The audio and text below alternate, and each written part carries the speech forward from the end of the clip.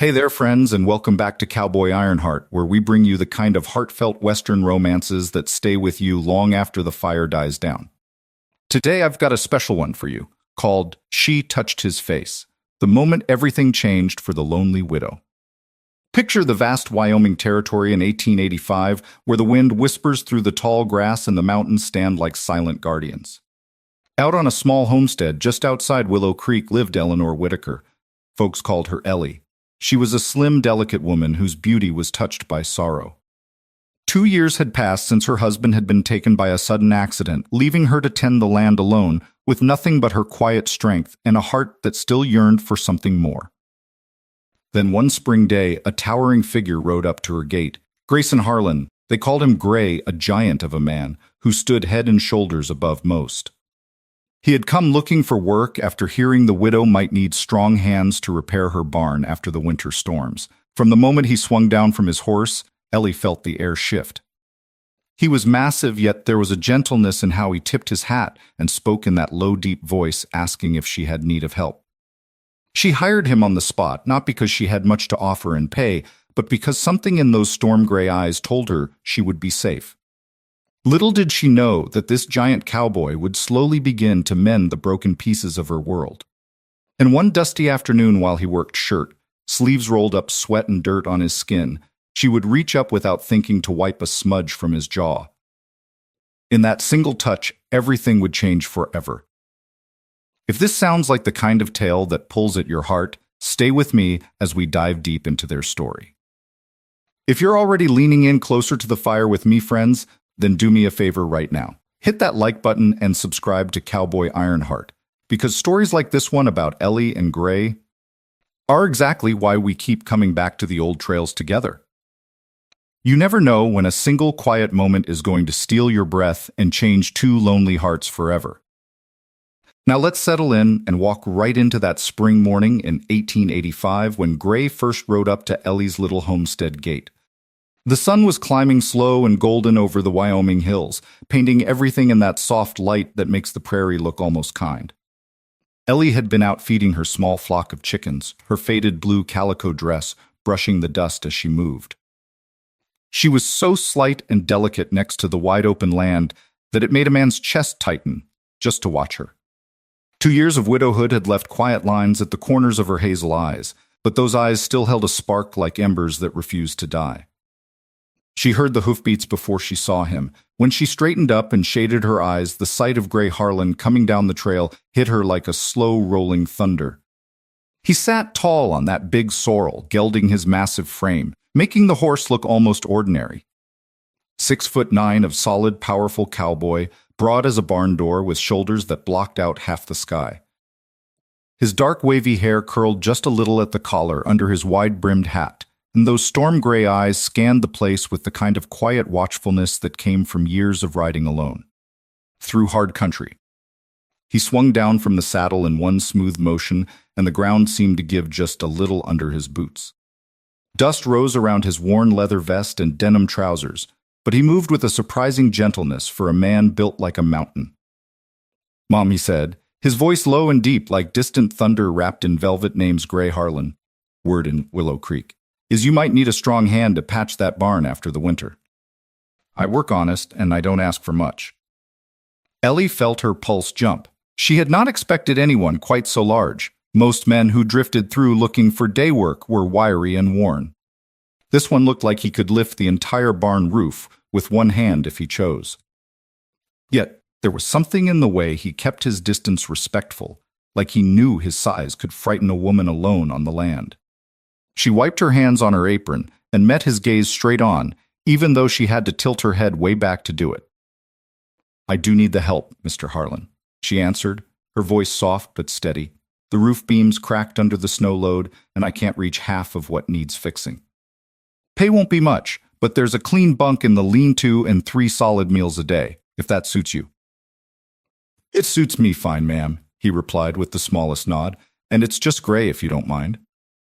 From that first hour, the rhythm of their days began to settle, like the land after a storm. Gray set to work immediately, rolling up the sleeves of his cambray shirt, revealing forearms thick as fence posts corded with muscle from years of roping and branding. Ellie tried not to stare, but it was hard. She had forgotten what it felt like to have someone strong enough to shoulder the weight she had been carrying alone. While he measured and braced the barn beams, she brought him cool water from the well in a tin cup. Their fingers brushed when she handed it over, and she felt the warmth of his rough caul-used skin against hers. He was so tall she had to reach up high, and he had to bend down low. The size difference between them made everything feel strangely intimate, even in the bright daylight. "Thank you, Ellie," he said, simply after draining the cup in one long swallow. His storm-gray eyes held hers a moment longer than necessary, and she felt a flicker of something warm, uncurl in her chest, something she had not let herself feel in 2 long years. She told herself it was nothing, just gratitude for the help. But as the sun climbed higher, she found herself watching him from the porch while she mended a tear in one of her husband's old shirts. Gray lifted heavy planks like they weighed nothing, his massive back flexing under the thin shirt as sweat began to darken the fabric between his shoulder blades. The scent of pine and honest labor drifted on the breeze, mixing with the sweet smell of wildflowers, pushing up along the fence line. Every so often he would glance her way, making sure she was all right, as if checking on her was as natural as breathing. By midday, the barn was starting to look solid again. Gray had stripped down to his undershirt, the white cotton clinging to his powerful chest and the wide expanse of his back. Ellie brought out a plate of biscuits and bacon along with strong coffee. They ate, sitting on a couple of upturned crates in the shade of the new roof section. He took up so much space, even sitting down, that his knee nearly brushed hers. She noticed how carefully he kept his big hands away from her, how he spoke in that quiet, deep voice, never raising it, never crowding her. "You run this place alone for 2 years now?" he asked, gently. Not prying, just offering the opening if she wanted it. Ellie nodded, her hazel eyes dropping to the biscuit in her hands. "My husband Tom, he was killed in a stampede. One minute he was there laughing with the herd, the next." She swallowed hard. "I learned to do what I could, but some things a woman my size just can't manage, no matter how stubborn she gets." Gray listened without interrupting his storm, gray eyes steady and kind. When she finished, he set his plate aside and said, "Real soft. I reckon you've been plenty strong already, Ellie. Takes a special kind of courage to keep a homestead alive out here when the world tries to break you.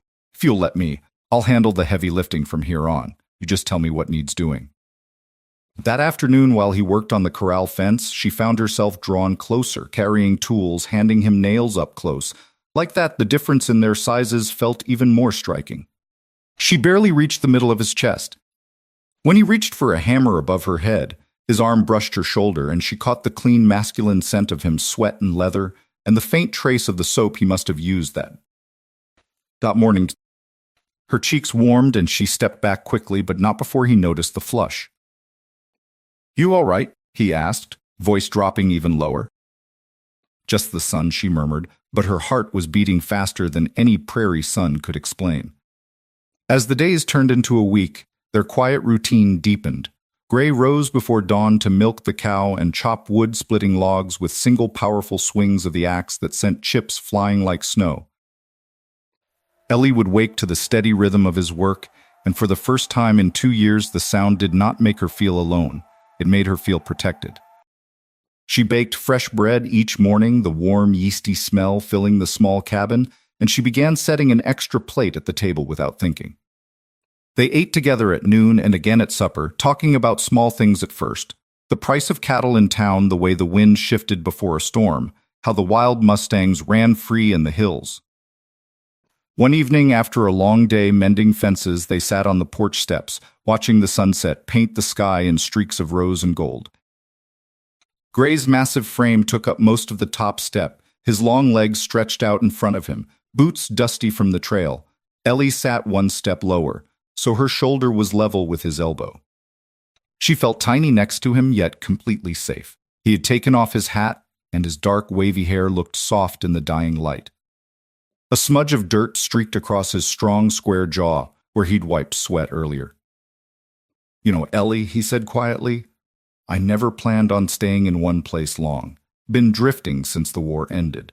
But this patch of land, your place, it feels different. Like it might be worth putting down roots." She turned her head to look up at him, and in that moment the loneliness she had carried for so long cracked open just a little. His storm gray eyes were on the horizon, but she could see the gentleness there, the way he was choosing his words, careful not to frighten her away. "I never thought I'd want anyone around again," she confessed, her voice barely above a whisper. "After Tom, I figured the quiet was all I'd ever have. But having you here, Gray, it doesn't feel quiet anymore. It feels right." He did not reach for her. He simply nodded, slow and deep, like he understood every unspoken word. The night crickets started their song, and the first stars winked overhead. Ellie felt something warm and tentative bloom in her chest, a fragile hope she had not dared to name. She did not know it yet, but the giant cowboy beside her was already guarding that hope, like it was the most precious thing on the frontier. The next morning, Gray tackled the worst of the barn roof, replacing rotten shingles high up where Ellie could never have reached. She stood below, handing him tools, her neck craned back to watch him balanced so easily on the beams. His massive body moved with surprising grace for all that power. Sweat rolled down his neck and disappeared into the collar of his shirt. When he paused to catch his breath, she saw the dirt on his jaw again, darker, this time mixed with sawdust. Without thinking, without even realizing what she was doing, Ellie reached up on tiptoe, her small, delicate hand stretching toward his face. Her fingertips brushed his jaw, wiping away the smudge in one gentle motion. The moment her skin touched his, both of them froze. His storm gray eyes widened slightly, looking down at her. She stared at her own hand like it belonged to a stranger, then pulled it back, slow, her cheeks burning hot. I'm sorry," she whispered, her voice trembling. "I didn't mean to." Gray's big hand came up slow and careful, not grabbing, just hovering near hers like he wanted to reassure her, but did not want to scare her off. His voice was rough with something deep and new when he spoke. "No need to be sorry, Ellie. Not for that."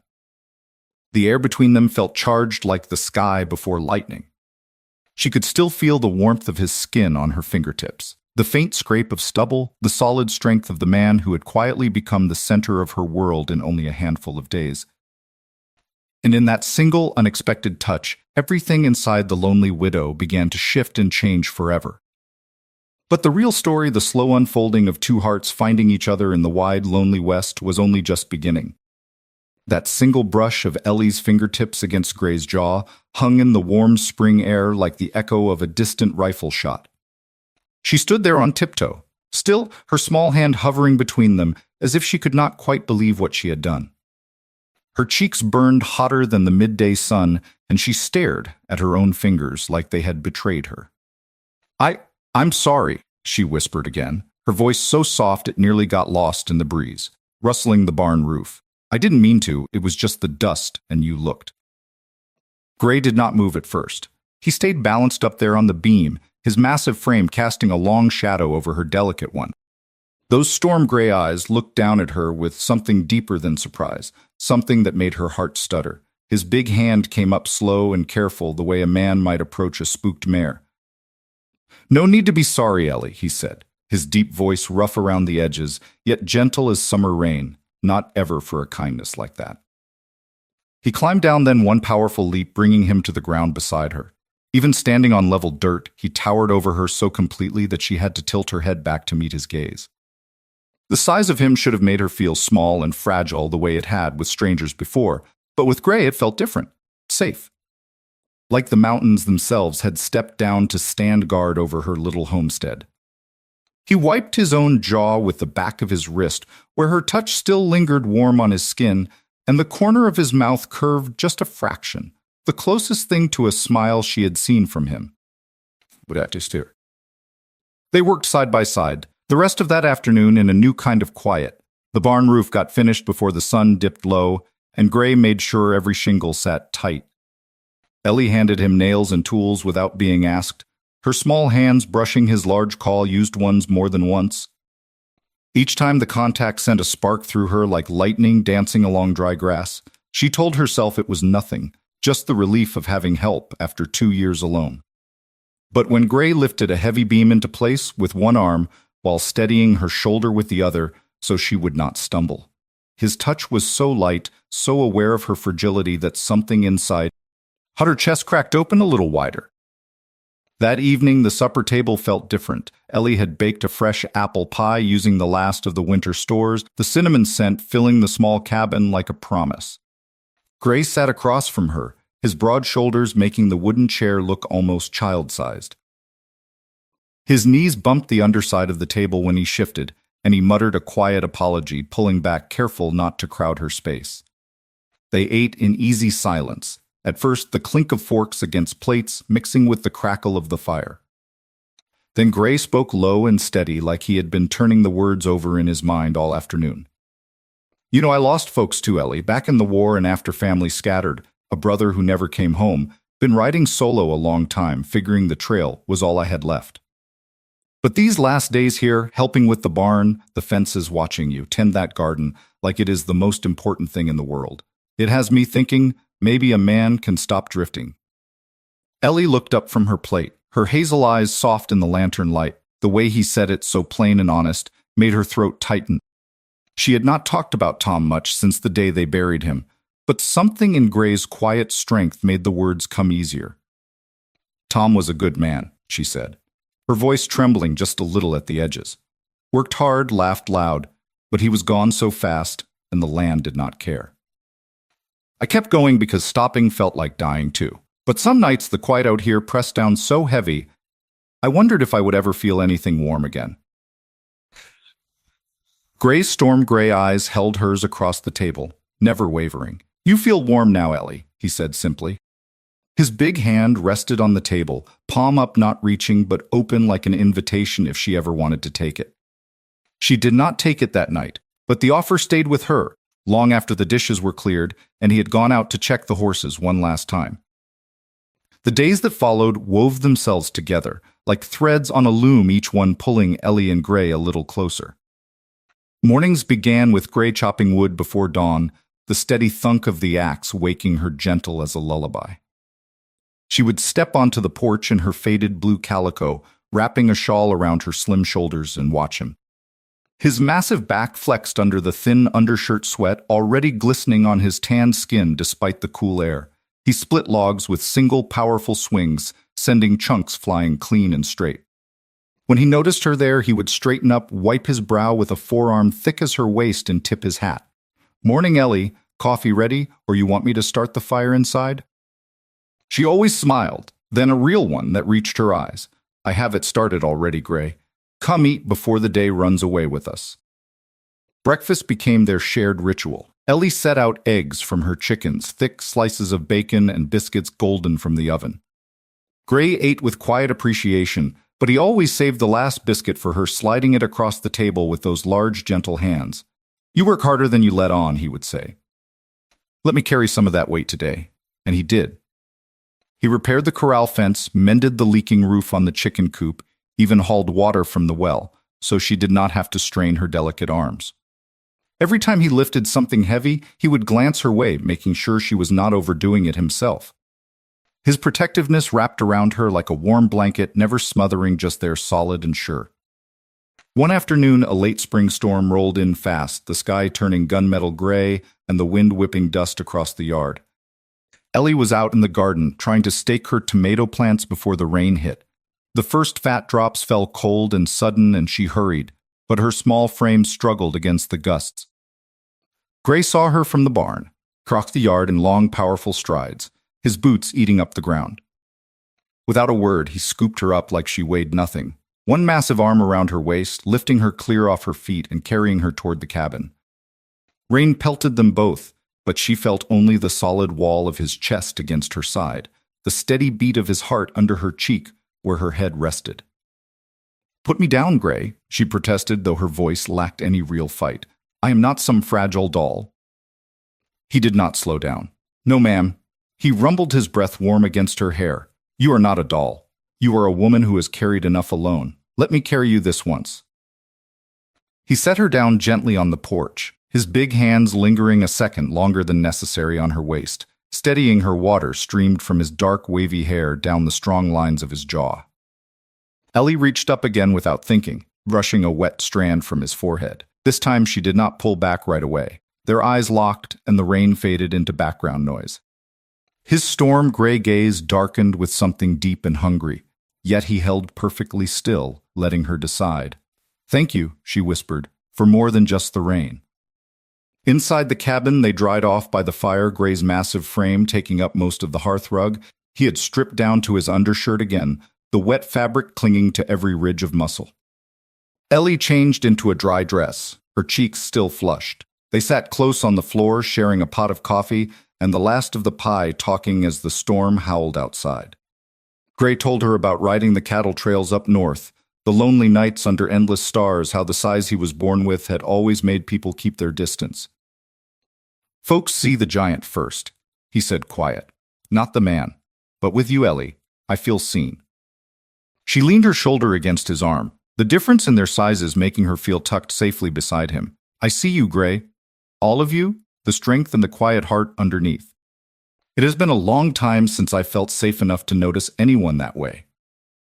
The touch on the barn roof had opened a door neither of them could close, now small moments piled up like kindling for a fire.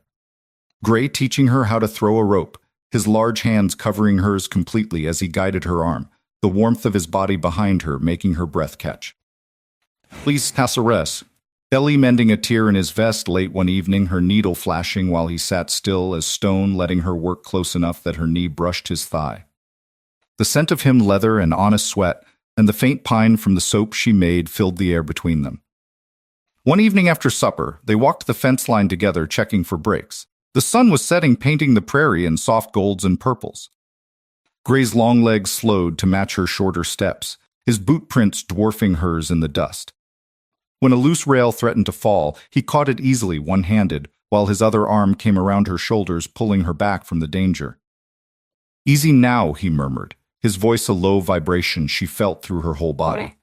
"Do not need you getting hurt on my watch." She turned in the circle of that protective arm, looking up at him, her hazel eyes shining. "Gray Harlan, you have been watching over me since the day you rode in. I do not know how to thank you for that." His hand lifted slow, brushing a stray chestnut curl from her cheek. The calluses on his fingers scraped gently against her soft skin. "You already have, Ellie.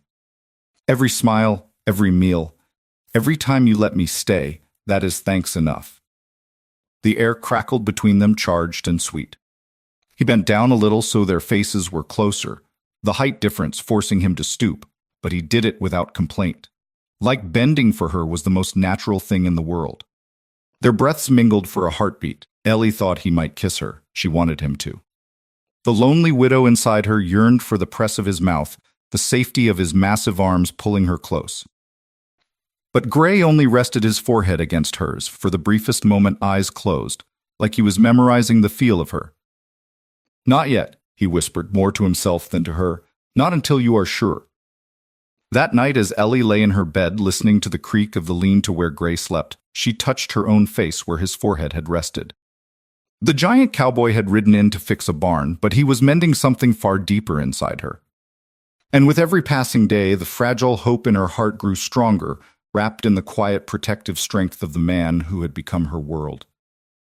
The following week brought more work and more of those stolen moments that made the slow burn between them flare brighter.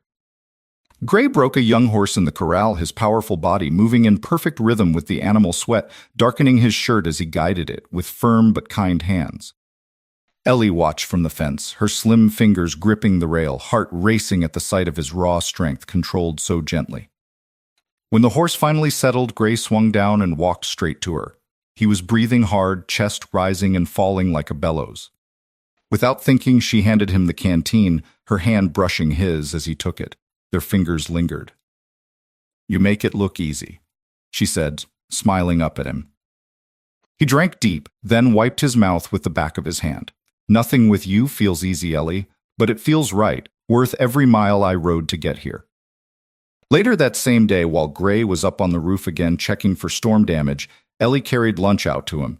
She climbed the ladder carefully, her delicate frame swaying a little in the wind. Gray spotted her immediately and reached down one massive arm. Extending like a lifeline, "Grab on," he called. "I have you." She did, her small hand wrapped around his wrist, and he lifted her, the rest of the way up as if she were made of thistledown. They sat together on the peak of the roof legs, dangling over the edge, sharing cold chicken and fresh cornbread. The prairie stretched out endless below them, and for the first time in years, Ellie felt like she belonged to something bigger than her sorrow. Gray's shoulder pressed warm against hers, solid and steady. He pointed out a distant herd of antelope moving like shadows across the grass. "See that," he said, soft. "Life keeps going no matter what." "Same as us?"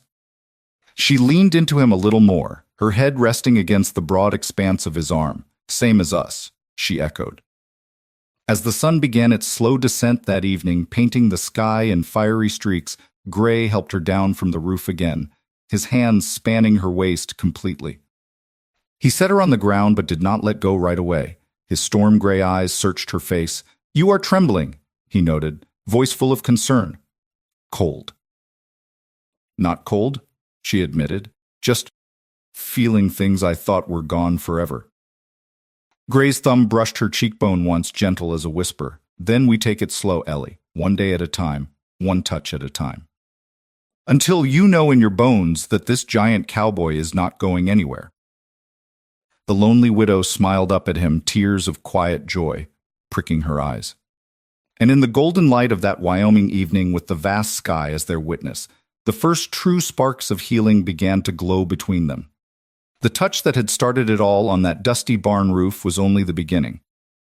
What came next, the slow, tender unfolding of trust and longing, and a love big enough to match the man who carried it, would change both their lives forever. But the trail ahead still held shadows. Old grief, old fears, and the harsh realities of frontier life would test them in ways neither could yet imagine. For now, though, in the quiet after the touch, everything felt possible. The days after that storm on the roof slipped by, like the gentle current of the creek behind Ellie's cabin, slow and steady, carrying the two of them deeper into feelings neither had expected to find. Gray kept his word about taking things one touch at a time, and Ellie felt every single one of those touches settle into her bones like warm sunlight after a long winter. Mornings now started with him waiting on the porch step, his massive frame folded as small as he could make it so he would not overwhelm the narrow space. He would hand her a mug of coffee. He had already brewed the tin cup, looking tiny in his large call-used palm. "Morning, Ellie," he would say, his storm-gray eyes soft in the first light. "Sleep all right?" She would take the cup, their fingers brushing, deliberate now, not accidental, and the warmth from his skin always lingered longer than the coffee itself. Those small rituals wove themselves into the fabric of their days, turning the lonely homestead into something that felt like home for the first time since Tom had been taken. Gray worked the land with the same quiet power he had shown from the beginning, splitting more wood than she could burn in a month, repairing the chicken coop until it stood straight and solid, and even breaking ground for a larger garden patch so she could plant extra rows of beans and corn. Every time he lifted something heavy, his thick arms corded with muscle and his broad back flexing under the thin chambray shirt, Ellie found herself pausing just to watch. He was so immense next to her delicate frame that it should have made her feel small and breakable, but instead it made her feel cherished, like the giant cowboy had decided her safety was the most important job on the frontier. One mid-morning, while Gray was out mending a section of fence line a mile from the cabin, Ellie decided to surprise him with lunch. She packed a basket with cold biscuits, leftover chicken, and a jar of cool sweet tea, then set off across the prairie, her slim figure cutting a small path through the tall grass. The sun was warm on her shoulders, and the wind carried the sweet scent of wildflowers.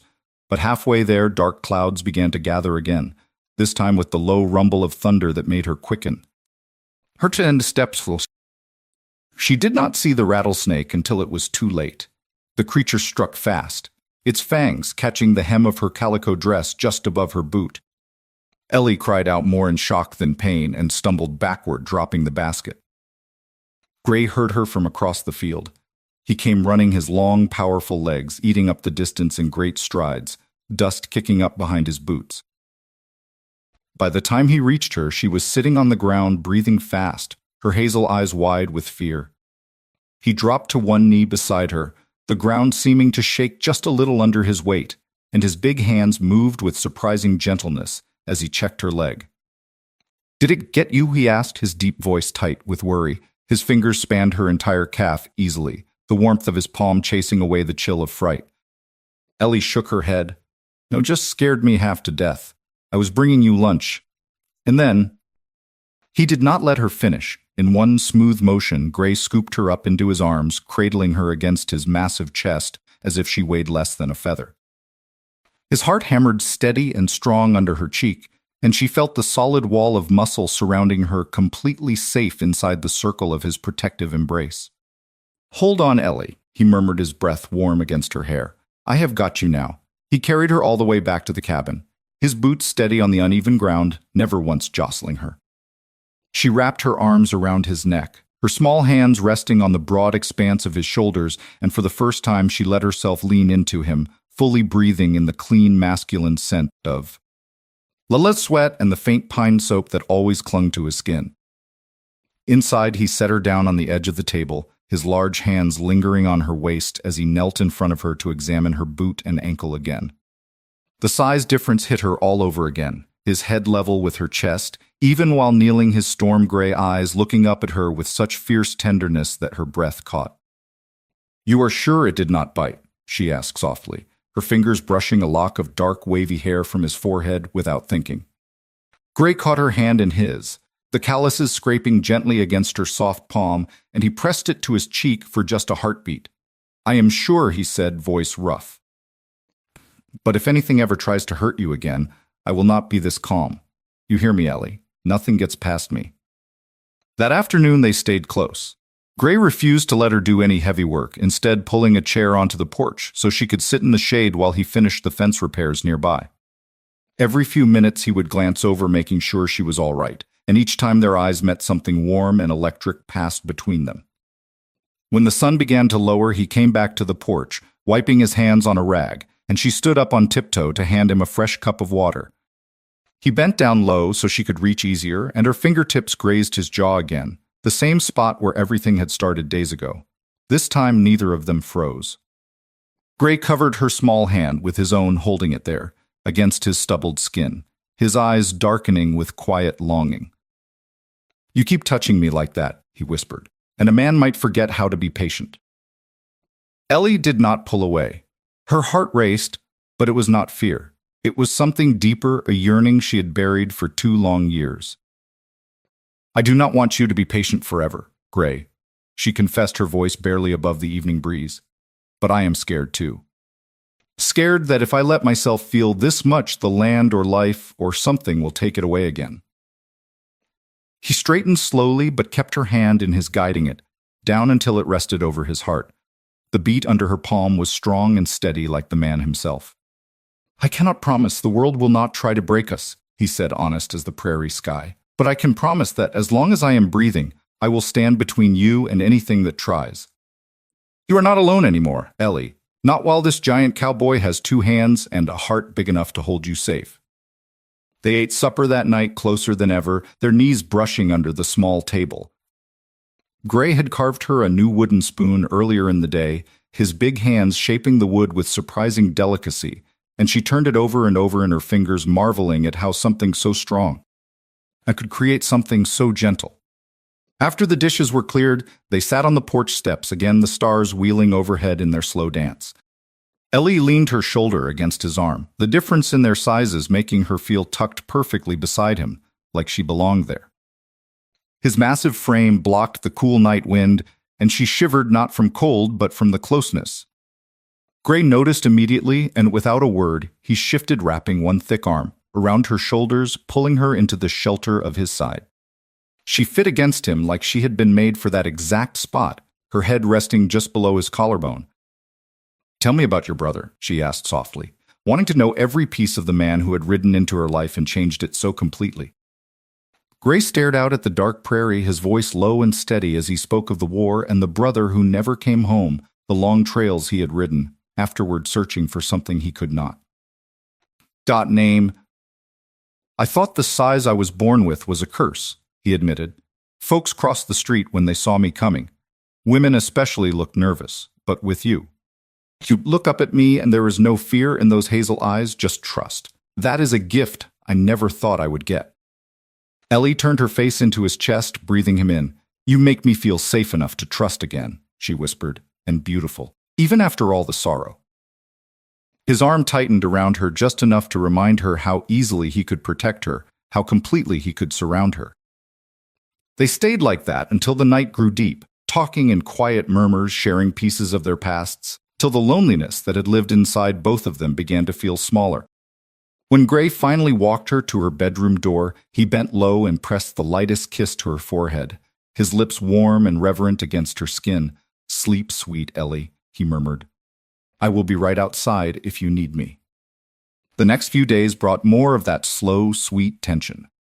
Gray took her riding one afternoon on his big sorrel gelding, sitting her in front of him in the saddle so her back rested against his broad chest. His arms came around her holding the reins, his large hands covering hers completely, as he guided the horse across the open land. The prairie wind whipped her chestnut hair against his shoulder, and she laughed out loud for the first time in years, feeling the powerful rhythm of the horse and the even more powerful heartbeat of the man behind her. They stopped by the creek to water the horse, and Gray lifted her down with both hands spanning her waist, his thumbs brushing the small of her back through her dress. They sat on a flat rock together, her legs dangling while his long ones stretched out forever. He picked a wildflower and tucked it behind her ear, his fingers lingering on the curve of her cheek. "You look like you belong in a painting," he said, rough and soft all at once. "The kind they hang in fancy Eastern houses. But out here with the sun on your face and that smile, that is the real beauty." Ellie reached up and traced the strong line of his jaw again, bolder now. Her touch light but sure, and you look like the mountains themselves, she replied. A solid and steady, and bigger than any trouble that could come our way. That evening back at the cabin, Gray built a fire outside so they could sit under the stars. He spread a blanket on the ground, and when Ellie sat down, he lowered himself beside her carefully so his massive frame would not crowd her. But she scooted closer until her hip pressed against his thigh, and he let out a slow breath like he had been holding it for days. They talked about dreams, then quiet hopes for the future. Gray admitted he had been thinking about buying a few head of cattle to run on her land if she would let him stay longer. Ellie confessed she had started imagining what it might feel like to wake up every morning with someone strong and kind beside her again. The fire crackled low, casting golden light across his rugged face, and she studied him the way his storm-gray eyes reflected the flames, the way his dark, wavy hair curled at the nape of his neck. Without planning it, she climbed into his lap, her slim legs straddling one of his powerful thighs so she could face him properly. Gray went very still, his big hands coming up to rest lightly on her waist, giving her all the control. "You sure about this?" he asked, voice husky. "I am a big man, Ellie. I never want to frighten you." "You do not frighten me," she whispered. "You make me feel alive." She leaned in and pressed her forehead to his, the height difference forcing him to tilt his head down. But he did it gladly, their breaths mingled warm and quick. For a long moment they stayed like that, hearts beating in time, the prairie night wrapping around them like a secret. Gray's hands trembled slightly on her waist, fighting the urge to pull her closer, but he held back, waiting for her. When she finally brushed her lips against his cheek, the softest kiss, it was like a match striking dry tinder. He closed his eyes and let out a low sound deep in his chest, but still he did not take more than she offered. That night, as Ellie lay in bed, she touched her own lips, remembering the scrape of his stubble and the warmth of his skin. Across the yard in the lean-to Gray stared at the ceiling, his massive chest rising and falling with the effort of patience. The lonely widow and the giant cowboy were circling closer and closer to something beautiful and true, and the whispers of their hearts were growing louder than the wind across the Wyoming plains. But the frontier was never kind for long, and in the days ahead, a shadow from Ellie's past would ride into town, testing every fragile bond they had built. For now, though, in the soft glow of new love and the protective circle of Gray's arms, everything felt like the beginning of forever. The fire had burned low to glowing embers by the time Ellie finally slipped from Gray's lap, her cheeks flushed and her hazel eyes shining with a mix of wonder and longing that made the giant cowboy's chest tighten like a lasso pulled too hard. She stood there for a moment, her slim, delicate frame silhouetted against the starlit prairie, and he rose slowly, unfolding all 6'9" of solid muscle, careful not to startle her with his size. "Good night, Gray," she whispered, her voice soft as the night wind brushing through the grass. "Thank you for everything." He only nodded, his storm-gray eyes following her as she walked back to the cabin door, her chestnut hair catching the last flickers of firelight like threads of gold. "Sleep sweet, Ellie," he called after her, his deep voice carrying across the yard. "I will be right here if the dark gets too heavy." Inside her room, Ellie lay awake long after the lantern was out, her fingers tracing the spot on her cheek where his lips had pressed that reverent kiss. The lonely widow who had once believed her heart was buried with Tom 2 years ago now felt it beating stronger than ever alive, and reaching toward the massive man sleeping in the lean-to-just yard. Thoughtfully Delray. Across the yard, Gray stretched out on his narrow bunk, the wooden frame creaking under his immense weight, and stared at the rough beams above him. His big hands flexed, remembering the feel of her waist the way she had fit so perfectly against him. Patience, he reminded himself, though every inch of his powerful body ached with the slow burn of wanting more. She had been broken by loss, and he would rather cut off his own arm than rush her. But Lord, the way she had climbed into his lap, trusting him completely, had tested every ounce of his honor. Dawn came clear and bright, the next morning painting the Wyoming hills in soft pinks and golds. Gray was already up splitting wood, his axe swinging in powerful arcs that sent clean chips flying, when Ellie stepped onto the porch wrapped in her shawl. She watched him for a long minute, the way his broad back flexed under the thin undershirt, the sweat already glistening on his tanned skin despite the cool air. "Morning, Gray," she called, her voice carrying light and warm. He straightened immediately, turning toward her with that quiet, watchful smile that always made her feel seen. "Morning, Ellie," he replied, wiping his brow with a forearm thick as her thigh. "Coffee is on the fire. Figured you might want it strong today." They ate breakfast together, at the small table, their knees brushing underneath as they always did now. Gray's massive frame made the chair look like a child's toy, but he sat with the same careful respect. He showed everything about her. He slid the last biscuit across to her plate like it was a treasure, and she took it smiling up at him, her hazel eyes soft. "You spoil me," she said gently. "A man could get used to spoiling you," he answered, his storm gray gaze holding hers across the steam rising from their mugs, "if she lets him." The day unfolded in that same sweet rhythm of work and stolen glances that had become their life together. Gray rode out to check the far pasture, mending a break in the fence line, while Ellie tended her garden, her small hands working the soil with quiet determination. Every so often she would pause and look toward the horizon where his big sorrel gelding stood like a speck against the vast sky, and her heart would flutter with a warmth she had not known in years.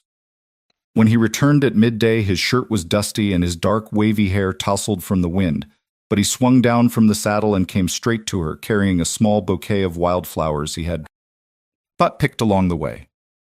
"For the prettiest garden in the territory," he said, pressing them into her hands, his large fingers lingering against her smaller ones. She rose on tiptoe without thinking, pressing a quick kiss to his stubbled jaw, the same spot that had started everything. Gray went very still, his breath catching, but he only wrapped one arm around her shoulders, pulling her gently against his chest for a heartbeat. "You keep doing that, little one, and this giant might forget how to behave himself." Afternoon brought them together again in the barn, where Gray was oiling harness leather, his big hands working the straps with surprising care. Ellie joined him sitting on a low stool nearby, mending one of his shirts, her needle flashing in the slanted sunlight. The air smelled of leather and hay and the faint masculine scent of him that always made her pulse quicken. They talked quietly about nothing and everything, the way the mustangs ran free in the hills, how the creek might run low. Come summer, the dreams they both carried for the land. Gray confessed he had been thinking about putting in a proper well closer to the cabin so she would not have to haul buckets so far. "I hate seeing you strain those small arms," he said, his voice low and protective. "Let me make things easier for you, Ellie." She looked up at him, her hazel eyes misty. "You already have Gray. More than you know." As the sun dipped lower, casting long shadows across the yard, a rider appeared on the distant trail, kicking up a thin plume of dust. Gray spotted him first, his storm gray eyes narrowing with that instinctive watchfulness honed by years on the frontier. He stepped out of the barn, wiping his hands on a rag, and positioned himself between the approaching stranger and the cabin where Ellie was just stepping onto the porch. She felt the shift in the air immediately and came to stand beside him, her slim shoulder brushing his elbow. "Who do you think it is?" she asked, her voice steady, but with a hint of the old sorrow creeping back. "Do not know yet," Gray rumbled, his massive frame tensing like a coiled spring. But nobody rides up unannounced out here unless they want something. Stay close to me. The rider turned out to be a wiry man in his 40s named Silas Crow, a neighbor from Willow Creek who sometimes carried news from town. He tipped his hat to Ellie, his eyes flicking up to Gray with obvious surprise at the giant cowboy's size. "Afternoon, Ms. Whitaker," he said, dismounting. "Heard you had some help out here." "Looks like a big one, too." Gray did not smile, but he nodded. "Polite and firm name is Gray. Harlan, what brings you out this way?" Silas shifted in his saddle, looking uncomfortable. "Bad news from town, I'm afraid. Word is that Tom Whitaker's brother Jedediah showed up last week, claiming the homestead as next of kin. Says since Ellie here has no children, the land should pass to him under some old family deed. He has been talking loud at the saloon about coming out to evict any squatters. Figured you ought to know before he rides this way with a bottle in him and trouble on his mind." Ellie's face paled, her delicate hand reaching instinctively for Gray's arm, her fingers wrapped around his thick forearm, feeling the solid muscle tense beneath her touch. "Jedediah," she whispered. "Tom always said he was no good. Drank too much, gambled everything away. He has no right." Gray covered her small hand with his own, his palm swallowing hers completely. "He does not have a right, and he will not take what is yours, Ellie," he said, his deep voice steady as bedrock. "Not while I am standing." Silas nodded, looking relieved to have delivered the message. "Best keep your eyes open. Jedediah rides with a couple of rough hands these days." He tipped his hat again and rode off, leaving the prairie quiet once more. Ellie stood frozen, her hazel eyes wide with the old fear creeping back like winter frost on the windowpane.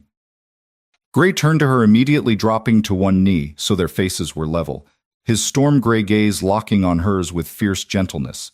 "Look at me, little one," he murmured. "Nobody is taking this land from you. I will talk to the sheriff in town tomorrow, make sure the deed is straight, but right now you breathe easy. I have got you." He pulled her into his arms, then lifting her clear off the ground as if she weighed nothing, cradling her against his broad chest while her slim legs dangled and her arms wrapped tight around his neck. She buried her face in the hollow of his throat, breathing in his warm scent, feeling the steady thunder of his heart against her own, racing one. "I cannot lose this place, Gray," she whispered against his skin. "It is all I have left of B5, of before, and now you." He held her closer, one large hand stroking her back in slow, soothing circles, his fingers spanning nearly the entire width of her delicate frame. "You are not losing anything," he promised, his voice a low rumble she felt through her whole body. "This homestead, this life we are building, it is ours now. If you will have it, I will stand between you and any storm that comes." That evening, the tension lingered like smoke after a prairie fire, but Gray refused to let it steal their peace. He built a fire outside again, and they sat close on the blanket, his massive thigh pressed against her smaller one. He had cooked supper himself, thick steaks from the smokehouse and fresh biscuits, his big hands surprisingly deft with the skillet. They ate in quiet companionship, but Ellie kept glancing toward the trail, her mind turning over the threat of Jedediah. Gray noticed, and without a word he reached over, pulling her gently into his lap again so she could lean back against the solid wall of his chest. His arms came around her like a fortress, his chin resting lightly on top of her head. "Tell me about Tom," he said softly, wanting to give her the space to let the grief out. "Maybe talking will make the fear smaller." She did. The words spilled out in a quiet stream. The good memories and the hard ones. How Tom had been kind but restless. How the stampede had taken him so fast she never got to say goodbye. Gray listened without interrupting, his large hands rubbing slow circles on her arms, his warmth seeping into her chilled bones. When she finished, he pressed a kiss to her temple, his stubble scraping gently. "Sounds like he loved you the best he knew," how Gray said. "But Ellie, you deserve more than just getting by. You deserve a man who stays, who fights for you, who looks at you every morning like you are the sunrise after the longest night." She turned in his lap facing him, her knees straddling his powerful thighs, her small hands resting on his broad shoulders. "What if that man is you?" she asked, her voice trembling with hope and fear. Gray's storm gray eyes darkened with emotion. "Then I am the luckiest giant who ever rode this trail," he whispered. "But I will wait until you are sure." until the shadow of yesterday does not touch what we have. They stayed like that long into the night, talking and touching in small, tender ways, her fingers tracing the strong line of his jaw, his thumb brushing a stray tear from her cheek. The size difference made every moment feel intimate and safe, his immense body surrounding her completely yet never overwhelming. When exhaustion finally pulled at her, Gray carried her inside again, his boots quiet on the porch boards. He laid her on the bed, tucking the quilt around her slim form with hands that could crush stone, but touched her like fragile china. "Stay a little longer," she asked, her voice sleepy. He sat on the edge of the bed, the mattress dipping deeply under his weight, and held her hand until her breathing evened out. The next morning, Gray rode into Willow Creek alone, leaving Ellie with strict instructions to keep the rifle loaded and stay close to the cabin. He returned before noon, his face set in hard lines, but his eyes softening the moment they landed on her, waiting on the porch. The sheriff confirmed the deed is ironclad, he reported, swinging down from the saddle and pulling her close in one smooth motion. Jedediah has no legal claim, but he is still talking big in the saloon. I left word that any man who rides out here looking for trouble will answer to me. Ellie melted into his embrace, her cheek pressed to the warm chambray, covering his chest. "You did that for me," she murmured. "For us." The days that followed tested their growing bond in quiet ways. Gray doubled the patrols around the homestead, his massive frame a constant reassuring presence, whether he was mending fences or simply sitting on the porch, whittling a new handle for her garden tools. Ellie found herself reaching for him more often, her small hand slipping into his large one as they walked the property line, or her fingers brushing dust from his jaw whenever he came in from work. Each touch built the fire between them, higher, slow, and deliberate, like kindling, added one stick at a time. One afternoon, while Gray was shoeing the sorrel in the barn, Ellie brought him water and stayed to watch. His powerful arms flexed as he lifted the horse's hoof, his concentration fierce yet gentle.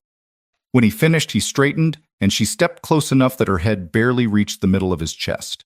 "You are so strong," she said, her voice full of wonder, "yet you never use it to push. Only to protect." Gray bent low, cupping her face in both hands, his thumbs tracing her cheekbones. "Strength is worthless. Without something worth protecting," he answered, rough and tender. "And you, Ellie? You are worth every mile, every scar, every quiet night I spent alone before I found you."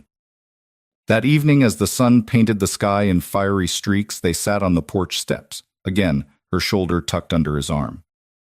A distant rumble of thunder rolled across the prairie, mirroring the tension building in both their hearts.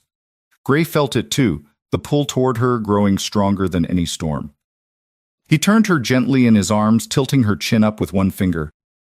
"If Jedediah or anyone else rides up here tomorrow or next week or ever, I want you to know this," he said, his storm-gray eyes burning with quiet intensity. "I am not leaving, not the land, not you. This giant cowboy has found his home right here in your eyes." Ellie rose on tiptoe, her small hands framing his rugged face, and this time she kissed him full on, the mouth soft and sweet, and full of all the longing she had carried. Gray froze for half a heartbeat, then kissed her back with a depth that stole her breath, his massive arms wrapping around her, lifting her clear off the steps so their heights matched perfectly. The kiss was slow and deep, like the prairie itself, full of promise and patience, and the first true flames of a love big enough to match the man who held her. When they finally parted, both breathing hard, Gray rested his forehead against hers. "You sure about this little one?" he whispered. "I have never been sure of anything," she answered, her voice steady and full of light. But as night fell, and they sat together watching the stars, the distant sound of hoofbeats echoed faintly on the wind. Jedediah and his rough hands were coming, and the frontier was about to test the fragile, beautiful thing growing between the lonely widow and her giant cowboy. The flames between them burned brighter than ever, but the gathering clouds on the horizon promised a storm that would either forge them stronger or try to tear them apart. For now, though, in the circle of Gray's protective arms, Ellie felt the first real peace her heart had known in years, and the slow burn of their romance promised to light the way through whatever. Darkness lay ahead. The distant hoofbeats that had whispered on the night wind grew louder by the hour, like thunder rolling slow across the prairie, promising a storm that neither Ellie nor Gray could outrun. They had sat together on the porch steps long after the stars wheeled overhead, her small hand tucked safely inside his massive one. Gray had felt the change in the air, the way a man who had ridden a hard country for years could sense trouble before it showed its face.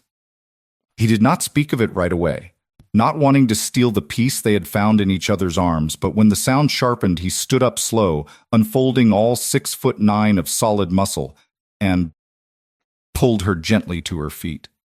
"Time to get you inside, little one," he murmured, his deep voice low and steady as bedrock. "I will keep watch tonight." Ellie looked up at him, her hazel eyes wide but trusting, and she rose on tiptoe to brush her fingertips along his strong square jaw, the same gentle touch that had started everything days ago. "You do not have to face this alone, Gray," she whispered. "Not anymore."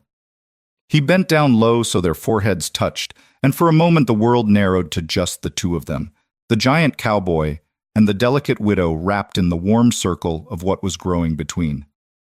"There is that to me?" "I know," he said, rough with emotion, "but keeping you safe is what I was built for. Ellie, let me do this." Inside the cabin, Gray checked the rifle by the door, his large hands moving with quiet efficiency, while Ellie lit a single lantern and changed into her nightdress, her slim frame casting a soft shadow on the wall. She watched him from the bedroom doorway, her heart pounding with a mix of fear and something deeper, fiercer, a love that had taken root and refused to be shaken. When he turned to her, his storm-gray eyes softened at the sight of her delicate figure in the soft light. "Go on and try to rest," he told her, crossing the room in 2 long strides and pulling her into his arms, lifting her clear off the floor as if she weighed nothing. His massive chest rose and fell against her cheek, steady and strong, and she wrapped her arms around his neck, breathing in the clean scent of him leather and pine and the faint trace of honest sweat. From the long day. "I will not be far," he promised, pressing a kiss to the top of her chestnut hair, just outside on the porch. "If you need me, call my name and I will be there before the echo fades." Ellie nodded against him, her small hands clutching the fabric of his chambray shirt, and she let him set her down on the bed, tucking the quilt around her with those big, gentle hands that could split logs or cradle her like fragile china. She caught his wrist as he turned to leave, holding on for one more heartbeat. "Gray," she said soft, "and sure, I trust you with everything, with the land. With me," he looked down at her, his expression raw with the depth of what he felt, and he brushed a stray curl from her cheek. "Then, rest easy, Ellie. This giant is not going anywhere."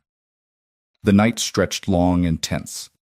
Gray sat on the porch in the old rocking chair, his wide-brimmed hat tipped low, his storm-gray eyes scanning the dark prairie where the hoofbeats had faded into an uneasy silence.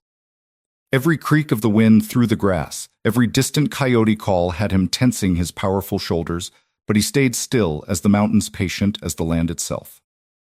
Inside, Ellie lay awake, listening to the quiet rhythm of his boots when he paced the boards, and she felt safer than she had in years, knowing that mountain of a man stood between her and whatever shadow rode in from the past. Dawn crept over the hills, painting the sky in soft golds and pinks, and Gray was still there, his massive frame silhouetted against the rising light, when Ellie stepped out with 2 mugs of strong coffee. He took one from her small hands, his fingers brushing hers deliberate and warm, and he pulled her close for a moment, wrapping one thick arm around her shoulders so she fit perfectly against his side. "Morning, little one," he said, voice gravelly from the long watch. "No sign of them yet, but they will come. I can feel it." She leaned into him, her head barely reaching the middle of his chest, and she whispered, "I am not afraid when you are here, not like I used to be." They ate breakfast together at the small table, their knees brushing underneath as always, and Gray kept the rifle within easy reach, his big hands steady as he buttered a biscuit and slid it across her plate. "You eat, Ellie?" he said, gentle, but firm. "You will need your strength today." She did as he asked her, hazel eyes never leaving his face, marveling at how this towering protective giant had become her anchor in a world that had tried so hard to break her. After the meal, they worked side by side in the yard, Gray chopping more wood than they could burn in a week, his axe swinging in powerful arcs that sent chips flying like snow while Ellie tended her. Garden, her slim figure moving with quiet grace nearby. Every few minutes he would glance over, making sure she was all right, and each time their eyes met, the air between them crackled with that slow, burning tension that had been building since the day she first touched his face. It was mid-morning when the riders finally appeared, four of them coming down the trail in a cloud of dust. Jedediah Whitaker at the lead on a lanky bay horse, his face twisted with the kind of mean, drunk in anger that had always followed him like a shadow. He was a wiry man in his late 30s with a scruffy beard and hard eyes that narrowed when he spotted Gray standing tall in front of the cabin like a living wall. Ellie stepped out onto the porch, her delicate hand resting on the doorframe, and Gray moved immediately, positioning his massive body between her and the riders, his broad shoulders blocking most of the view. Jedediah rained up hard dust rising around his horse's hooves, and he spat to the side before calling out, well, little sister-in-law, heard you had some big ox squatting on my brother's land. Figured it was time I set things right. The homestead belongs to family, and that means me now that Tom's gone and you got no kids to claim it. Gray did not move, but his storm gray eyes locked on Jedediah with a quiet intensity that made the other men shift uncomfortably in their saddles. This land is Ellie Whitaker's by legal deed, he said, his deep voice carrying calm and steady across the yard. Sheriff in town confirmed it yesterday. You have no claim here, Jedediah. Best turn around and ride back to wherever you came from before trouble finds you. Jedediah laughed a harsh bark that did not reach his eyes, and he swung down from the saddle, his two rough companions following suit, hands hovering near their pistols. You think a giant like you scares me, boy? He sneered, stepping closer, though he had to crane his neck to meet Gray's gaze. I got papers too. Family papers and witnesses in town who will swear the deed should pass to bloodkin. Now you step aside and let me talk to the widow alone. Ellie felt her heart hammer, but she lifted her chin and stepped forward just enough that her shoulder brushed the back of Gray's arm. I am not selling or giving anything away, she said, her voice soft but steady as the prairie wind. This is my home. Tom left it to me. Fair and square, you have no right coming here making threats. One of Jedediah's men, a burly fellow with a scarred face, reached for his gun, but Gray moved faster than any man his size had a right to. In one smooth, powerful motion, he stepped forward, his massive hand clamping down on the man's wrist, stopping the draw cold. The fellow yelped as Gray's thick fingers squeezed just enough to make the point without breaking bone. Touch that iron, and you will answer to me, he said, low and dangerous, his voice rumbling like distant thunder. I do not want bloodshed on Ellie's land, but I will not stand by while you threaten her. The other two men hesitated, eyes wide at the sheer size and strength of the giant cowboy, towering over them all. Jedediah's face reddened with rage, and he jabbed a finger toward Gray. You think you can just ride in here, play hero, and take what is mine? He snarled. I will have the law on you both. Ellie will be out on the road by week's end, and you, big man, will be swinging from a rope if you get in my way. Gray released the man he held, letting him stumble back. Then he straightened to his full height, his broad chest expanding as he crossed his arms, the muscles in his forearms corded and hard under-rolled. Up, sleeves. The law already spoke, he replied, calm as still water. And I'm not going anywhere. This woman has carried this homestead alone through grief and hard winters, and I will stand between her and anyone who tries to take it. You want to test that? Jedediah, you go right ahead. But know this, the only way you get past me is if you put me in the ground, and even then, I will find a way back to protect what is mine. His storm gray eyes flicked to Ellie for just a heartbeat full of fierce tenderness, and she felt a rush of warmth chase away the fear.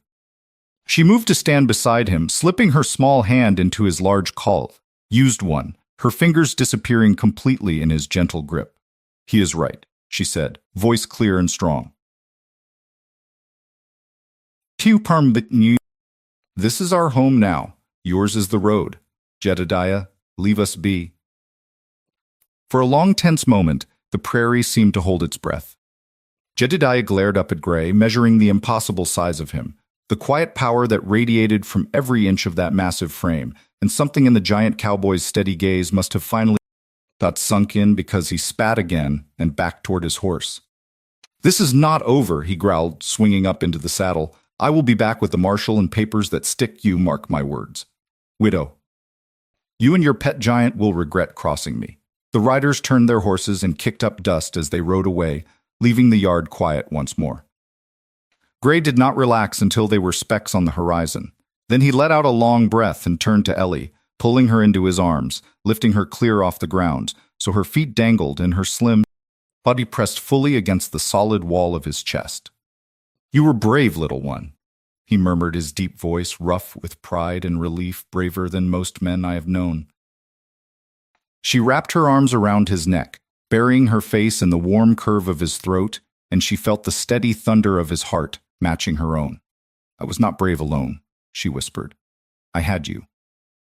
You stood there like the mountains themselves, Gray, so big, so strong, and all of it for me.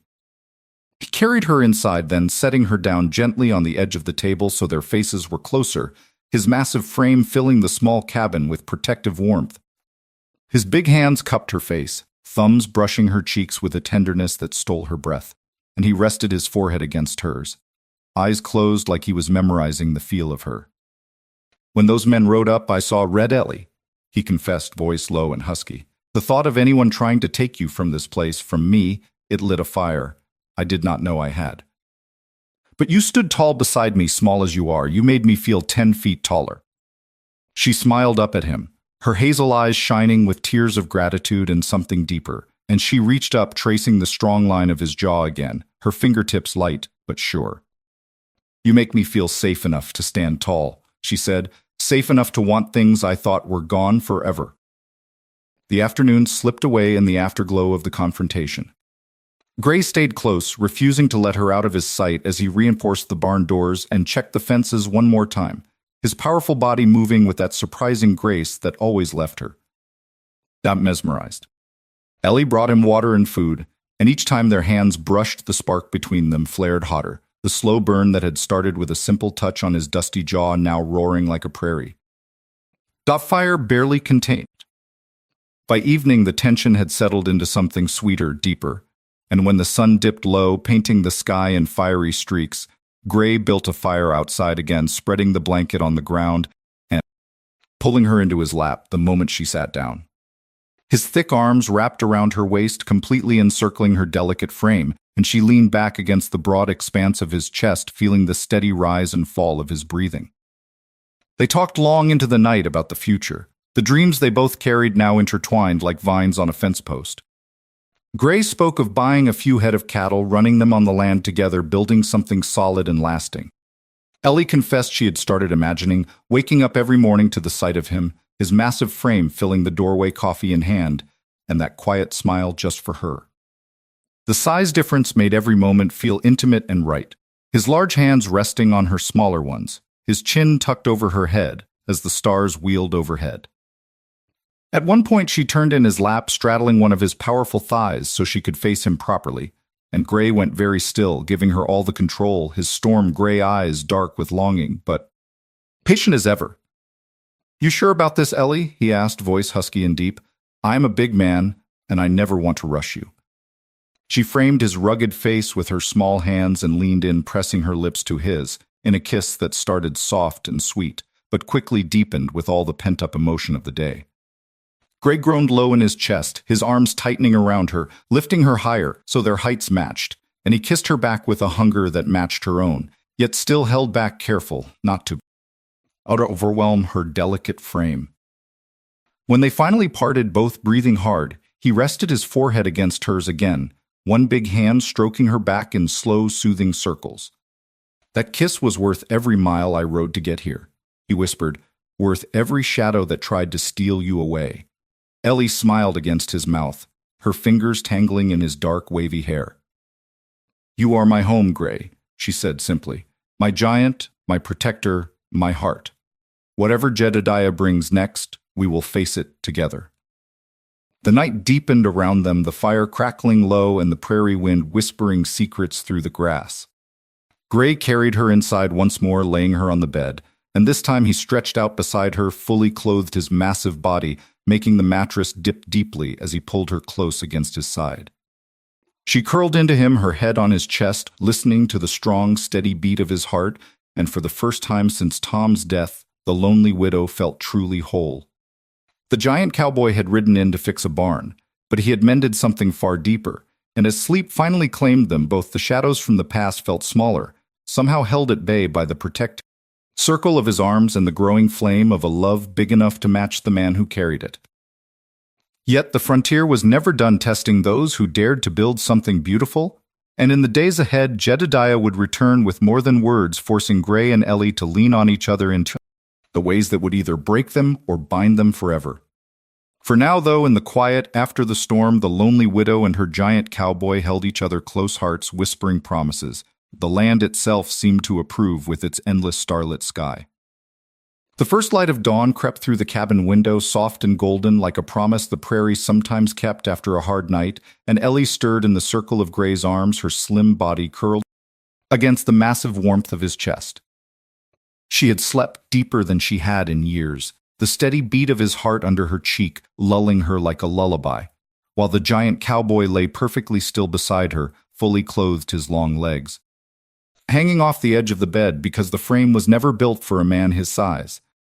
His big hand rested light on her waist fingers, spanning nearly the whole width of her delicate frame, and even in sleep he held her with that careful protectiveness that made her feel cherished instead of small and small. She lifted her head just enough to study his face in the early light. The strong, square jaw shadowed with stubble, the dark, wavy hair tousled against the pillow. Those storm-gray eyes still closed, but relaxed in a way she had rarely seen. Her heart swelled with a quiet joy that pushed back the shadows of Jedediah's threats, and she reached up without thinking, tracing the line of his jaw with her fingertips, the same gentle touch that changed everything on that dusty barn roof weeks ago. Gray's eyes fluttered open, slow and warm, and he caught her hand in his, pressing it to his cheek with a low rumble that vibrated through his broad chest. "Morning, little one," he whispered, voice gravelly from sleep. "You all right after last night?" She smiled down at him, her hazel eyes soft in the light. "Better than all right, Gray. Waking up like this with you, it feels like the land itself is giving us another chance." He sat up, careful not to jostle her, pulling her into his lap, so her legs draped across one of his powerful thighs, and he wrapped both arms around her, completely encircling her slim figure in a fortress of muscle and warmth. "Then let us make the most of it," he said, pressing a kiss to her forehead, his stubble scraping gently against her skin. "Before any more trouble rides in, I want to show you something." They rose together, Gray moving with that surprising grace for all his size, helping her to her feet, and then lifting her clear off the floor for a moment, just to hold her close, his massive frame making the small cabin feel full and safe. Breakfast was simple, biscuits and bacon he cooked over the fire, his big hands deft with the skillet while she set the table, her delicate fingers brushing his whenever she reached for a plate. They ate close, their knees touching under the wood, and Gray kept glancing at her like he could not quite believe she was real. After the meal, he saddled the big sorrel and lifted her up in front of him in the saddle again, her back resting against the solid wall of his chest, his arms coming around to hold the reins, his large hands covering hers completely. They rode slow across the prairie, the morning sun warm on their faces, the wind carrying the sweet scent of wildflowers and sage. Gray guided the horse toward a small rise overlooking the homestead, where the land rolled out endless and green below them. He swung down first, then reached up, both hands spanning her waist as he lifted her down, setting her gently on the grass. "This spot right here," he said, low and deep, "I have been thinking about it since the day I rode up. Good soil water, close by room for a bigger barn, maybe even a proper house one day. If you will let a giant like me build it with you." Ellie turned in the circle of his arms, looking up at him, her head barely reaching the middle of his chest, and she felt tears prick her eyes. Not from sorrow this time, but from the kind of hope that healed old wounds. "You would do that for me," she whispered. "For us." Gray cupped her face in both hands, thumbs brushing her cheeks with a tenderness that stole her breath. "For you, Ellie," he answered. "I rode a lot of lonely trails before I found this place, before I found you. Now I cannot imagine any other life." They stood there a long time, her small hands resting on his broad shoulders, his storm-gray eyes locked on hers, and the size difference between them felt like the most natural thing in the world. His That immense strength wrapped around her delicate frame like a promise the frontier could not break. He bent low and kissed her, then slow and deep, his mouth warm and sure against hers, and she rose on tiptoe to meet him, her fingers tangling in his dark, wavy hair. The kiss carried all the slow burn they had tended for weeks, the longing, the trust, the quiet fire that had started with one simple touch. When they parted, Gray rested his forehead against hers, breathing her in the faint lavender from her soap, mixing with the leather and pine that always clung to him. "I love you, Ellie Whitaker," he said, plain and honest. No fancy words, just the truth from a man who had never had much practice saying it. "I have for longer than I knew how to name it."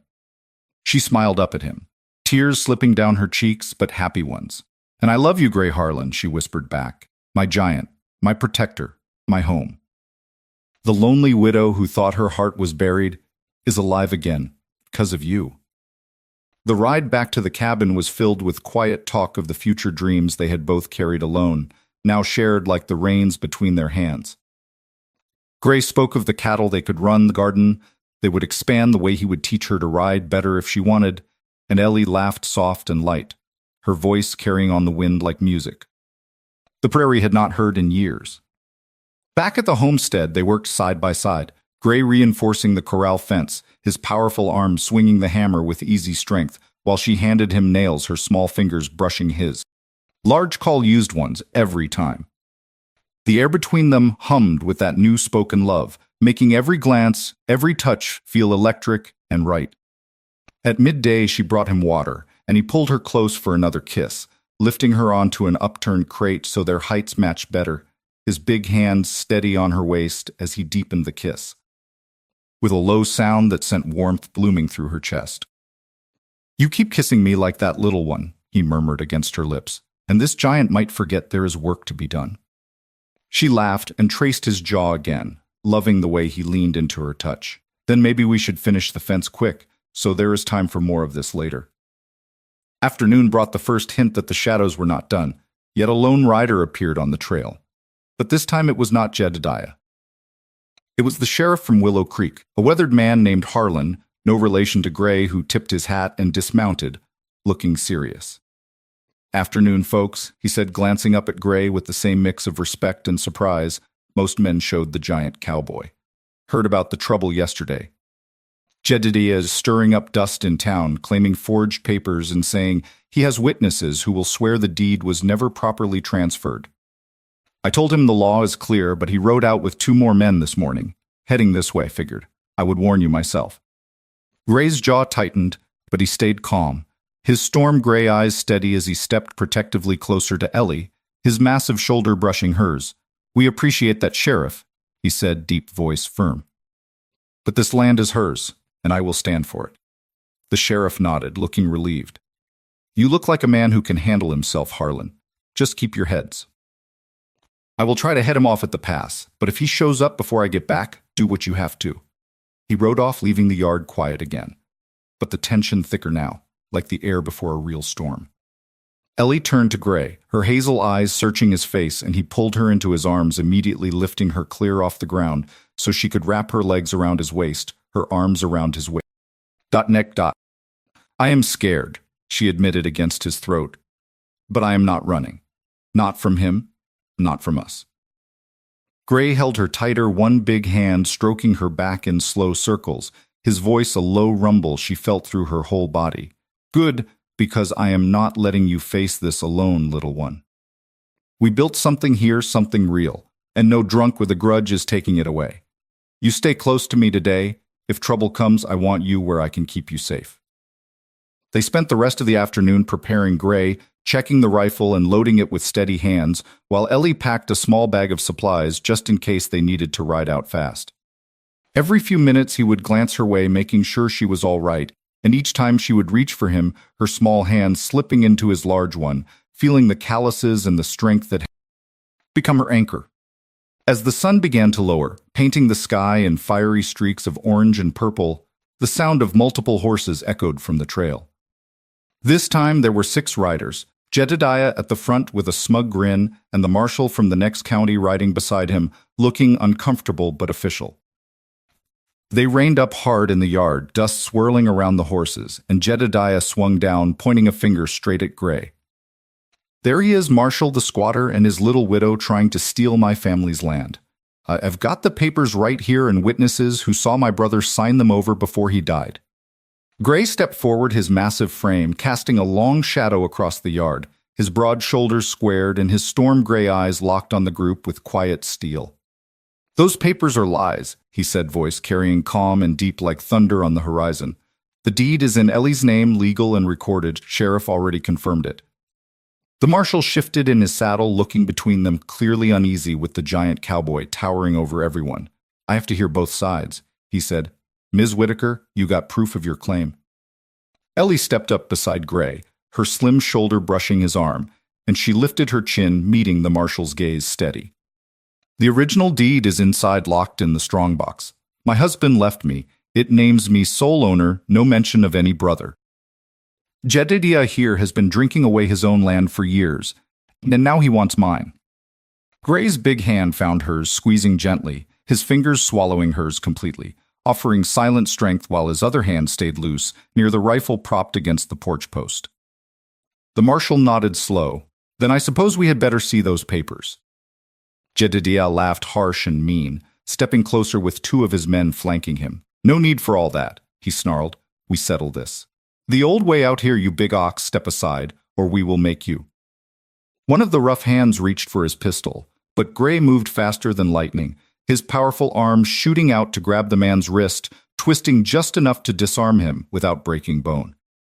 The gun clattered to the dirt, and Gray's voice dropped low and dangerous. "Touch iron on this land, and you answer to me. I do not want blood on Ellie's porch, but I will not let you threaten her." The other men hesitated, eyes wide at the sheer size and controlled strength of the giant cowboy, and even Jedediah took a half step back. The marshal raised a hand, calling for calm. "Enough of that. We do this legal, Ms. Whitaker. Fetch those papers." Ellie nodded and slipped inside, quick, her heart pounding, but her steps sure, knowing Gray stood like a mountain between her and the danger. She returned moments later with the strongbox and the deed, her small hand steady as she handed it to the marshal. He read it careful, then looked at Jedediah's crumpled papers, comparing them side by side. "These do not match," he said finally. "The signature on yours is forged clear as day. This land belongs to Eleanor Whitaker." Jedediah's face twisted with rage and he lunged forward, but Gray was there in an instant, his massive body stepping between them, one big hand planting firm on Jedediah's chest, stopping him cold without even shoving. "You are done here," he rumbled. "Ride out now while you still can." The marshal backed him up, drawing his own pistol. "You heard the man. This is settled. Any more trouble, and I will arrest you myself for forgery and trespass." The riders mounted up, slow and sullen, Jedediah spitting curses as they turned their horses, but the fight had gone out of them under the steady gaze of the giant cowboy, who stood unmoving until the thunder specks on the horizon. Only then did Gray let out a long breath and turn to Ellie, pulling her into his arms, lifting her high against his chest so her feet dangled and her face pressed to the warm curve of his throat. "You did it, little one," he murmured, voice thick with pride. "Stood your ground, faced them down with me right beside you." She wrapped her arms tighter around his neck, breathing him in the leather and pine and the faint salt of sweat from the tension. "We did it, Gray," she whispered. "Together, no more shadows. No more running." He carried her inside, then kicking the door shut behind them, and set her down gently on the table so their faces were level, his big hands framing her cheeks as he kissed her deep and slow, pouring at every ounce of the love and relief he felt into it. Ellie melted against him, her small hands clutching his shirt, her legs wrapping around his waist as best they could, given the size difference. When they finally broke apart, both breathing hard, Gray rested his forehead against hers. "Eyes closed, I meant what I said out there," he told her. "I love you, Ellie. Want to build a life here with you if you will have this giant cowboy for good." She smiled through happy tears, tracing his jaw with her fingertips again, the touch that had started it all, now feeling like a vow. "I will have you, Gray Harlan," she said, soft and sure. "For every sunrise, every hard day, every quiet night. You mended me when I thought nothing could, my protector, my heart, my home." That evening, they sat on the porch together, the prairie stretching out peaceful once more, under a sky full of stars. Gray had built a small fire and pulled her into his lap again, his thick arms encircling her completely, her head tucked under his chin as they watched the flames dance. The tension of the day melted away, replaced by a deep, warm contentment that wrapped around them, both like the blanket he had spread over her shoulders. He stroked her chestnut hair with one big hand, his fingers gentle despite their size, and she traced patterns on his chest, feeling the steady beat of his heart. "Tomorrow we start building that bigger barn," he said, low and content, "and maybe a proper house after that. Something with a wide porch so I can sit and hold you like this every evening." Ellie nestled closer, her slim body fitting perfectly against his massive frame. "And I will bake bread every morning and watch you chop wood, and thank the Lord every day for the giant who rode up to fix my roof and ended up fixing my heart." They talked long into the night, sharing more dreams, the cattle they would raise, the children they might one day rock on that porch, the life they would carve out of the wild Wyoming land together. The slow burn that had started with a single touch on a dusty jaw had grown into a steady flame, bright enough to light the darkest trails and strong enough to weather any storm the frontier could. Send? As the fire burned low and the night deepened, Gray carried her to bed again, this time stretching out beside her and pulling her close, his massive arm draped over her waist like a living shield. She curled into him, her small hand resting over his heart, and sleep came easy for both of them. The lonely widow and her giant cowboy, finally at peace in the home they had fought for and the love they had built one tender moment at a time. The shadows from the past had ridden away for good, and what lay ahead was a future as wide and beautiful as the prairie itself, filled with the kind of quiet joy that only two healed hearts could. A shared odd. But the story of Ellie and Gray was not quite finished yet, because the truest test of love on the frontier was not in the fighting but in the living, the everyday choosing of each other in the big and small ways that turned a homestead into a forever kind of home. And in the days to come, that choosing would deepen into something even richer, something that would make the whole territory whisper about the widow and the giant who found each other when they needed. Most. Weeks turned into months on that little Wyoming homestead, and the prairie itself seemed to breathe easier once the shadows of Jedediah and his threats had ridden off into the dust for good. The land settled back into its quiet rhythm, the wind whispering through the tall grass, the sun painting the hills in soft golds, and the creek chuckling along like it approved of the new life. Take root there. Gray and Ellie moved through their days with a deep, steady joy that neither of them had known, before the kind that comes after storms when two hearts have chosen each other against the wide, lonely world.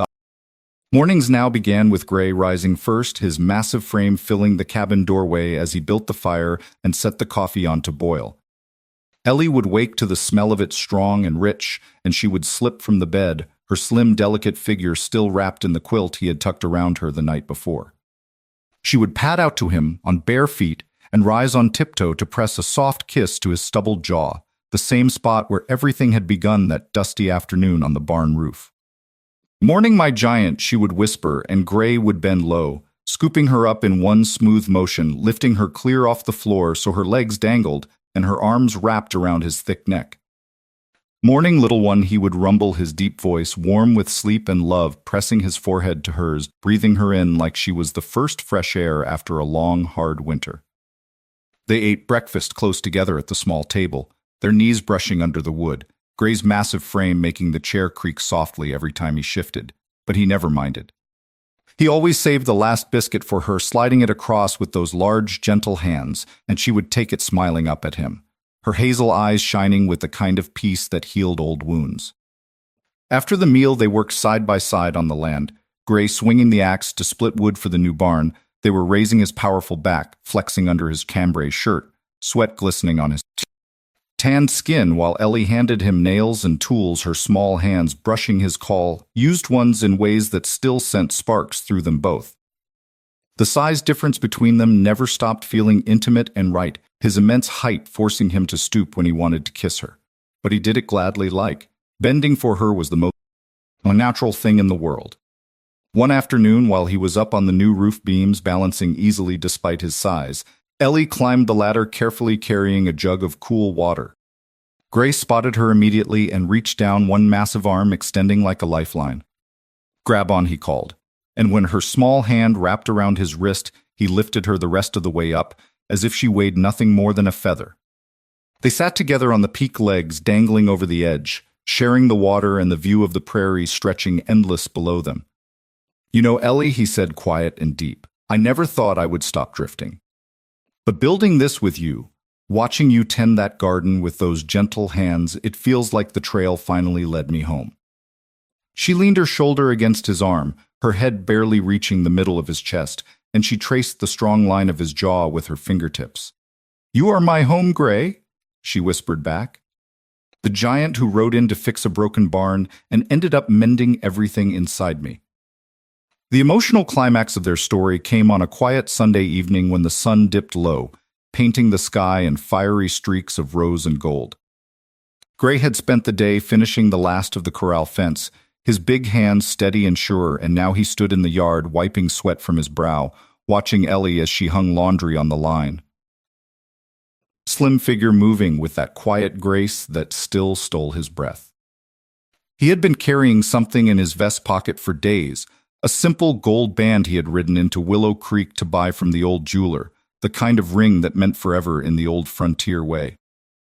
His storm gray eyes softened as he walked over to her, and without a word he dropped to one knee right there in the dust, his massive frame bringing him down so their faces were level. Ellie turned from the line, her hazel eyes widening when she saw him there, so big and strong and completely vulnerable before her. "Gray Harlan," she breathed, but he was already speaking, his deep voice rough, with all the love he had held back for so long. "Ellie Whitaker," he said, "I rode into your life thinking I was just fixing a roof, but you fixed me. You saw the man behind the giant, the heart that had been lonely for years. I love you more than the wide-open sky, more than the mountains that stand guard over this land. Will you let me stay forever, build a family with you, grow old on this homestead, right here where it all began? Marry me, little one. Be my wife and let me be your husband, the one who stands between you and every storm."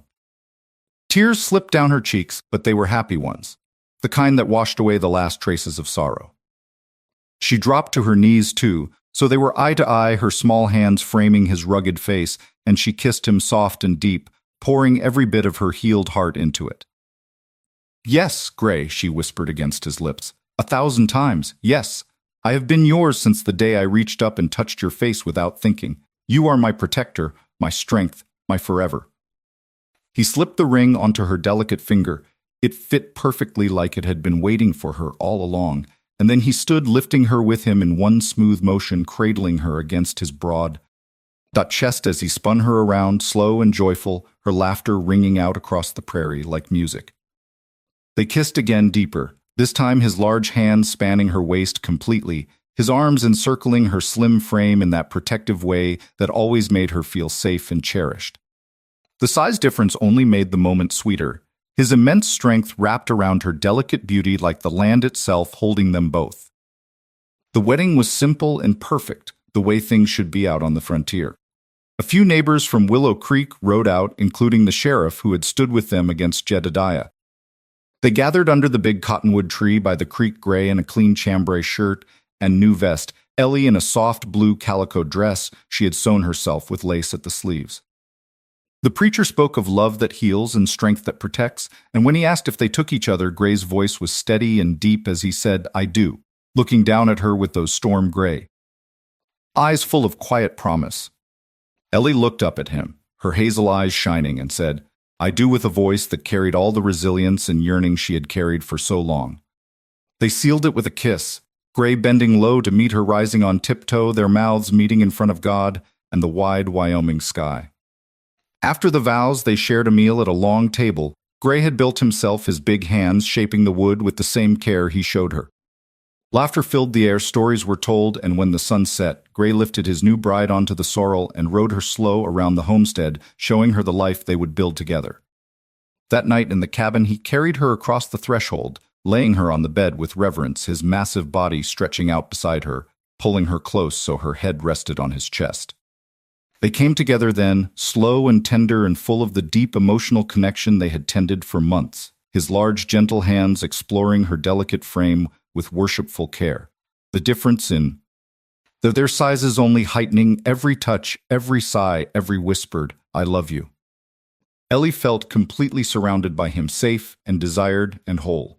In a way she had never known, and Gray felt her trust like a gift he would spend the rest of his life earning. The months that followed wove their love deeper into the fabric of the land. They finished the new barn together, Gray lifting beams while Ellie steadied them, her small hands working alongside his. They planted more in the garden, expanded the herd with a few head of cattle. Gray had bought fair and square, and every evening they sat on the wide porch. He had built her head tucked under his chin, his thick arm around her shoulders as they watched the stars come out. The sensory details of their life together became a kind of quiet poetry, the smell of fresh bread she baked every morning, mixing with the leather and pine scent of him, the sound of his axe ringing. Paw against her soft cheek when he brushed a stray curl from her face. One crisp autumn morning, Ellie woke with a secret smile and told him over coffee that their family was growing, that a little one was on the way.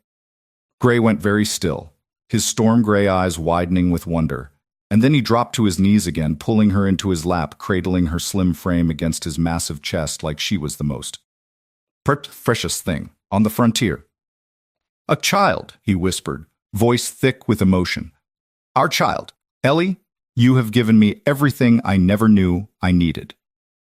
He kissed her, then slow and deep, his big hands resting protectively over her belly. Already imagining the day he would teach their son or daughter to ride the trails the same way he had taught her to. Trust again. Winter came soft that year, blanketing the homestead in quiet white, and they spent the long nights by the fire, Gray whittling toys for the baby while Ellie mended clothes, her head in his lap. The harshness of the frontier still tested them, blizzards and late calving and the occasional wolf at the edge of the herd, but they faced it all together, his protective strength shielding her delicate resilience, their love, the steady flame that kept the cold at bay. When spring returned green and full of promise, their daughter was born in the cabin with a midwife from town, and Gray right there holding Ellie's small hand through every moment, his storm gray eyes. Never leaving her face, whispering encouragement and love until the cry of new life filled the room. He held the tiny bundle in his massive arms with such surprising gentleness, the baby looking even smaller against his broad chest, and Ellie watched them both, tears of joy streaming down her cheeks. "You are a father, Gray," she said, soft and full of wonder, "the best one this land will ever see." He looked up at her, his expression raw with emotion. "And you are the strongest, most beautiful mother I could ever ask for, little one. Thank you for giving me this, for giving us this." Years slipped by, gentle as the creek in summer, and the homestead grew into the home they had dreamed of under that cottonwood tree. Their daughter learned to walk on the porch boards, her tiny hand wrapped around her father's thick finger as he slowed his long strides to match hers. More children came in time, a son who loved to ride on Gray's shoulders, his laughter echoing across the prairie, and the family filled the cabin with noise and warmth and the kind of love that mends old broken places find birthing places. Ellie never lost that quiet, tragic beauty, but the sorrow in her hazel eyes had been replaced by a deep, abiding light, and Gray's watchful, protective nature had softened into the steady joy of a man who had finally found his place. They would often sit on the porch steps in the evenings, her small frame tucked against his massive one, and she would reach up to touch his face, tracing the lines that time and laughter had etched. "The shins there were. Remember the day I wiped the dust from your jaw," she would say, smiling. "That single touch changed everything." Gray would catch her hand and press it to his cheek, his storm gray eyes full of the same tenderness. "I remember," he would reply. "And I thank God every day for that moment, for the lonely widow who reached out without thinking, and the giant cowboy who never let go." The frontier changed around them, as it always does railroads, pushing west towns growing, but their love stayed constant, big enough to match the prairie itself, deep enough to heal every wound. Neighbors spoke of them in hushed tones, the widow and the giant who turned sorrow into something beautiful, who built a life where size and strength met fragility and grace and made them one. And on quiet nights when the wind whispered through the grass, Gray would lift Ellie into his arms, carrying her to bed, his steps sure and his heart full, knowing that the trail had led them exactly where they belonged. The moment she touched his face had been the beginning, but their story, the real one, was the everyday choosing the tender glances, the protective arms, the shared laughter, and the slow burn that had become a steady, eternal flame. And so, friends, that is how the lonely widow and her giant cowboy found each other in the harsh, beautiful Wild West, how one unexpected touch on a dusty jaw opened the door to a love that healed two blood-broken hearts and built a forever kind of home under the wide Wyoming sky. Reminds us all that sometimes the biggest changes come from the smallest gestures, and that even in the loneliest places, the heart can find its true home when it dares to reach out. This is a work of fiction created solely for entertainment and educational purposes. The characters, events, and situations in this story are entirely imaginary. Any resemblance to real people or real events is purely coincidental. This content was created with the aid of AI tools and has been carefully edited by the team at Cowboy Ironheart. All rights reserved.